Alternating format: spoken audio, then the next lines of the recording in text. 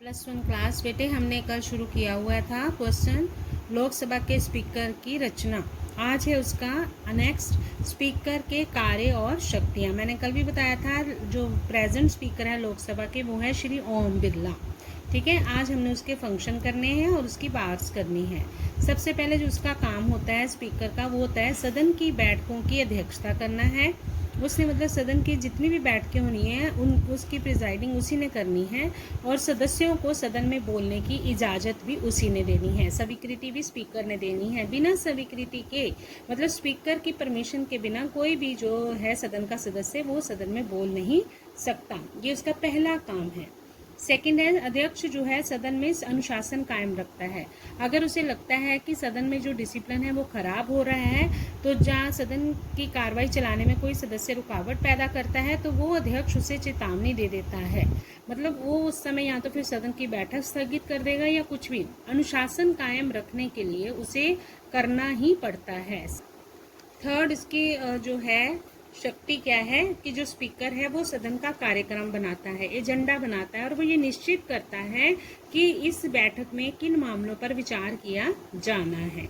चौथा है सदन का सदस्य जो है कोई भी सदन का सदस्य मंत्रियों से प्रश्न पूछ सकता है, लेकिन प्रश्न पूछने के लिए उसे पहले स्पीकर से स्वीकृति लेनी पड़ती है। वही बात भी कुछ भी करने से पहले स्पीकर की परमिशन होगी तो ही वो सदस्य जो है आगे मंत्रियों से कोई भी क्वेश्चन पूछ सकता है।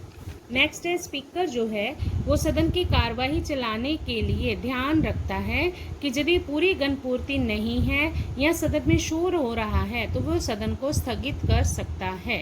स्पीकर अपने मत का प्रयोग नहीं करता, लेकिन अगर दोनों पक्षों के मत समान हो जाए मतलब दोनों तरफ से मत जो है वो समान हो जाए तो वो जो स्पीकर है वो निर्णायक मत का प्रयोग करता है। तब वो एक साइड पे अपना वोट डालता है और फैसला करता है कि कौन सी बात जो है वो मानी जाएगी। स्पीकर जो है बेटे वो धन बिल के संबंध में भी अपना फैसला देता है। बिल दो तरह के होते हैं, मैंने आपको बताया था, एक होते हैं साधारण बिल, एक होता है धन बिल।